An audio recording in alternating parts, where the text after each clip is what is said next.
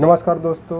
आज मैं जो बीजेपी के बारे में बहुत लोग बोल रहे हैं कि ये बीजेपी की संकट काल की घड़ी चल रही है, ये बैड समय है, ख़राब समय है और हो सकता है कि इन लोग का जो आने वाले समय में जो अभी जो सरकार बनी है वो गिर भी सकती है या सरकार में परिवर्तन हो सकती है। तो उसी के बारे में बात कह रख रहा हूँ।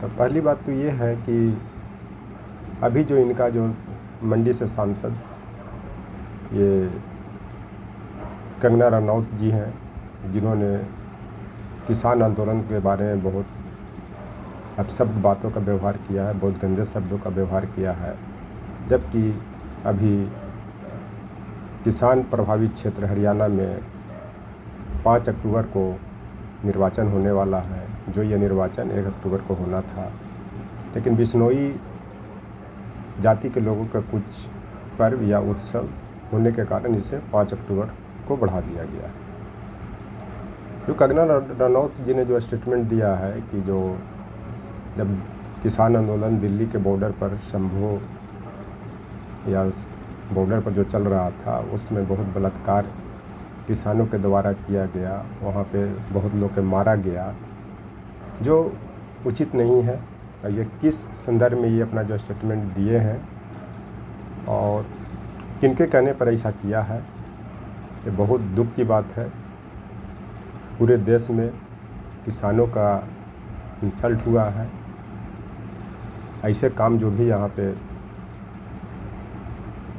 किए थे या नहीं किए थे उसमें मैं नहीं जाऊँगा, लेकिन ऐसा नहीं हुआ कि बलात्कार हुई। हाँ, एक आध आदमी को फांसी पर लटकते हुए देखा गया, आत्महत्या उन्होंने किया, क्योंकि 3 कृषि कानून को बीजेपी सरकार वापस नहीं ले रही थी।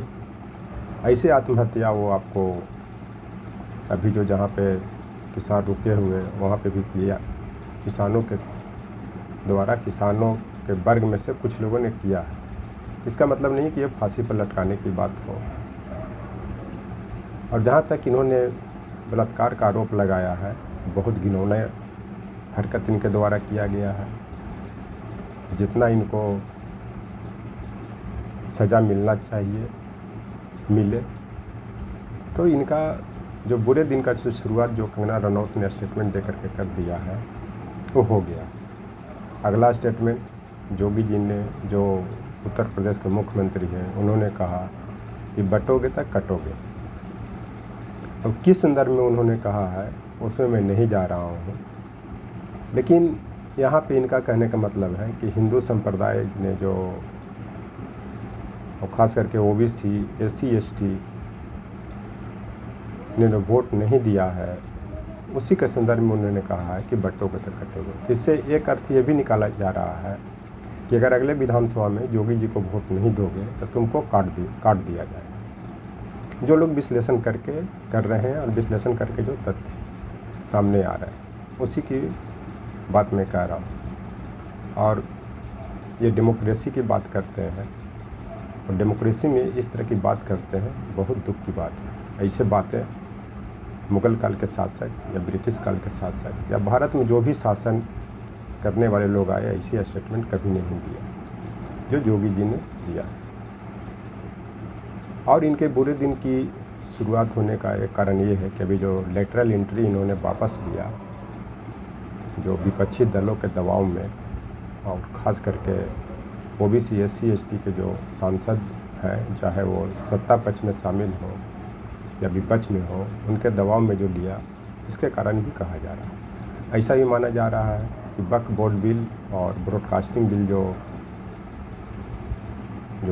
ज्वाइंट पार्लियामेंट्री कमेटी में भेजा गया है, वो भी वापस देंगे, नहीं तो इनकी सरकार गिर जाएगी। अगली बात, जो बिहार के बांका के जो सांसद माननीय श्री गिरधारी यादव जी हैं, उन्होंने जाति जनगणना कराने के भी मुद्दा उठाया है। देश भर में जातियों की जनगणना हो ताकि उनके आधार पर उनको रिजर्वेशन दिया जाए, क्योंकि आज से नहीं, शुरू से भी कहा जा रहा है कि जिसकी जितनी संख्या भारी उसकी उतनी भागीदारी। जबकि इन लोगों ने जो अपर कास्ट के जो मंत्री महोदय रहे हैं, चाहे वो कांग्रेस में रहे हैं चाहे बीजेपी में रहे हैं, वो इनको रोकना चाह रहे हैं, क्योंकि ओबीसी SC ST की पॉपुलेशन 85 से 90% है।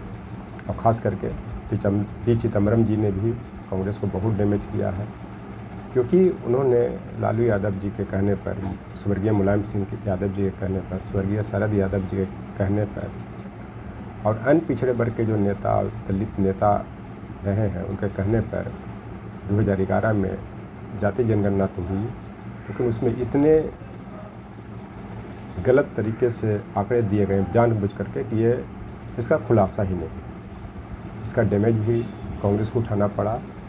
जैसे उस समय में जो G20 ग्रुप बनाए थे उन्होंने भी बहुत डैमेज किया कांग्रेस को। उसी की भरपाई करने के लिए राहुल जी जाति जनगणना की बात कर रहे हैं, इनका उनको फ़ायदा भी हुआ। एक डैमेज का या बुरे दिन का के बारे में यह भी कहा जा रहा है कि स्वर्गीय वाजपेयी के टाइम में NDA रहता था, नेशनल डेवलपमेंट अलायंस, उनके अंतर्गत मंत्रियों का एक समूह बनाया गया था जो सामूहिक निर्णय लेते थे, कौन कानून बनाना है नहीं बनाना है, उस पर अलायंस की भी पार्टी रहते थे। लेकिन वो ऐसा नहीं कर रहे, ये मन मुताबिक अपने लोग निर्णय लेते हैं 2-3 और वे पार्लियामेंट में पास करने के लिए प्रस्तुत कर देते हैं। जबकि UPA के टाइम में भी मिनिमम प्रोग्राम होता था जिसके अंतर्गत ही सूचना के अधिकार, शिक्षा के अधिकार, राष्ट्रीय खाद्य सुरक्षा अधिनियम जैसे अधिनियम लाए गए, वो सफल भी हुए और उसका देश की जनता का बहुत फ़ायदा भी हुआ। लेकिन आज के परिप्रेक्ष्य में ऐसा नहीं हो रहा है, जो इनके बुरे दिन को दिखाता है। और जो इनका और बुरे दिन को दिखाने की बात जहाँ तक है, ये जो भी काम कर रहे हैं वो सफल नहीं हो रहे हैं। गलत स्टेटमेंट देना और किसी के बारे में कुछ भी कह देना, और जो भी इनका जो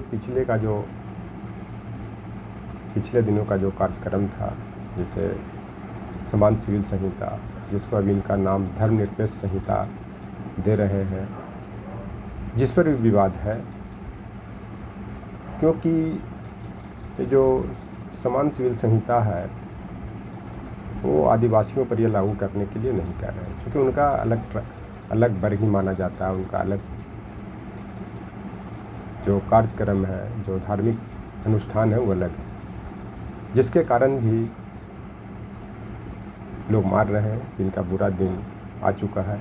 जब कोई समुदाय या संप्रदाय ही शामिल नहीं होगा तो फिर वो धर्मनिरपेक्ष होगा कैसे लागू? ऐसा भी कहा जा रहा है कि जो इनका जो मुद्दे बचे हुए थे, जिसको कानूनी जमा पहनाना था, उसमें भी असफल हो रहे हैं।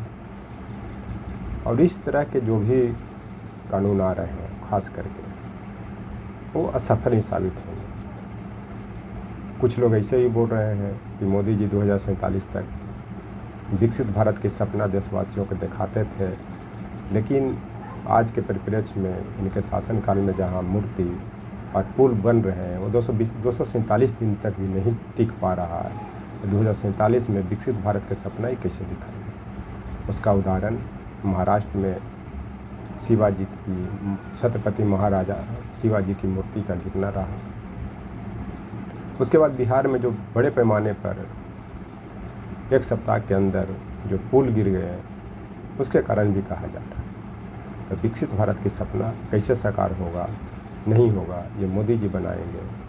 तो ऐसे बहुत से पहलुएं हैं या ऐसे बहुत सी बातें हैं जिसका आधार बनाकर लोग कह रहे हैं कि बीजेपी की और मोदी जी, शाह जी के बुरे दिन प्रारंभ हो गए हैं, और ये बुरे दिन इनको कितना तबाह करेगा ये देखने की बात है।